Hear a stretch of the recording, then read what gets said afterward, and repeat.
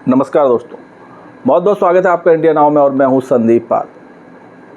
5वें चरण में यूपी की 14 सीटों पर वोटिंग संपन्न हो गई, जिसमें कई हाई प्रोफाइल सीट भी शामिल थीं। अमेठी, रायबरेली, लखनऊ, कैसरगंज, बांदा, झांसी जैसी सीटें शामिल थीं। लेकिन 5वें चरण में जो मतदान हुआ यूपी में, वो करीब 57% रहा, 60% नहीं पहुंच पाया। तो अन्य चरणों की तरह इस चरण में भी मतदान काफ़ी कम रहा। लेकिन इस मतदान में एक बड़ी खबर निकल कर सामने आई, वो ये कि बीएसपी सुप्रीमो मायावती कई सालों बाद मीडिया के सामने आई, मीडिया से रूबरू हुई और मौका था वोट डालने का। आज बीएसपी सुप्रीमो मायावती ने भी अपने मताधिकार का प्रयोग किया और जनता से भी ज़्यादा से ज़्यादा वोट डालने की अपील की। और आज मीडिया से बात करते हुए मायावती ने वो बात कह दी जिसका जिक्र मैं अपने कई पिछले वीडियो में कर चुका हूँ, कई वीडियो में बता चुका हूँ कि इस बार का चुनाव ना 2014 जैसा है ना 2019 जैसा है। इस बार के चुनाव में एक अंडर करंट बह रहा है, बदलाव की बयार बह रही है। और इसी बात को आज बीएसपी सुप्रीमो मायावती ने भी पुख्ता कर दिया और अपनी मोहर लगा दी। तो आज जब मायावती ने मीडिया से बात की तो उन्होंने एक बहुत बड़ा बयान दिया।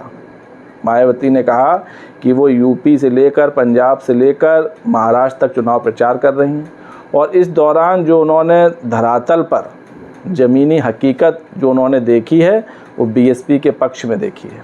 कई सीटों पर बीएसपी की हवा चल रही है। मायावती ने कहा कि इस बार के चुनाव में बदलाव ज़रूर होगा। मुझे लगता है कि इस बार बदलाव ज़रूर होगा और वो महसूस करती हैं कि जनता खामोश है, वो ज़्यादा खुलकर कुछ बोल नहीं रही है, लेकिन देख सब रही है। और ये सब क्या हो रहा है ये जनता जानती है।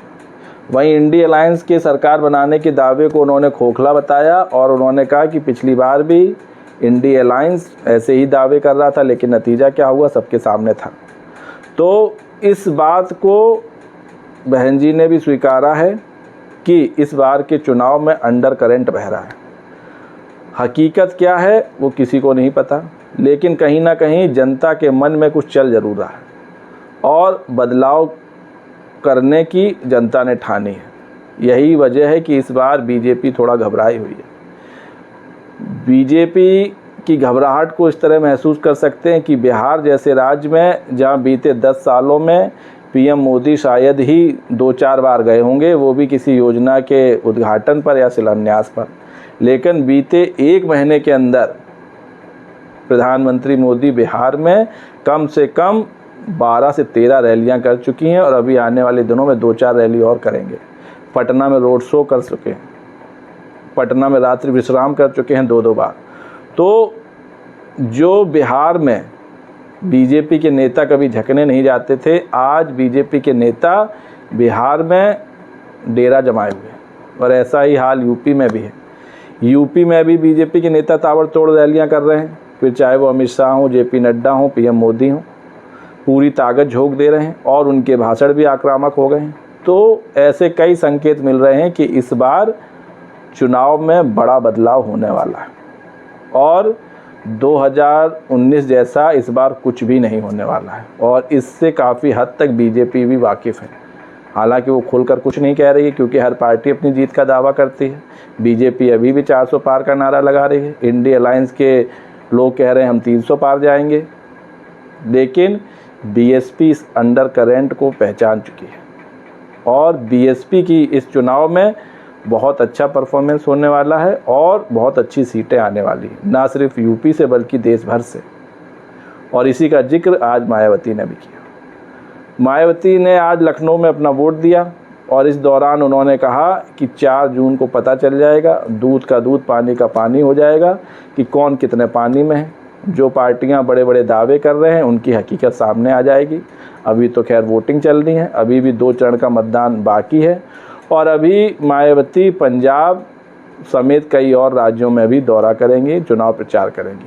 साथ ही साथ उन्होंने इस बात का भी जिक्र किया कि इस चुनाव में सिर्फ आरोप प्रत्यारोप का खेल खेला जा रहा है। जो ज़मीनी मुद्दे हैं, जो बुनियादी मुद्दे हैं, उनको किनारे कर दिया गया है। सिर्फ आरोप प्रत्यारोप चल रहे हैं।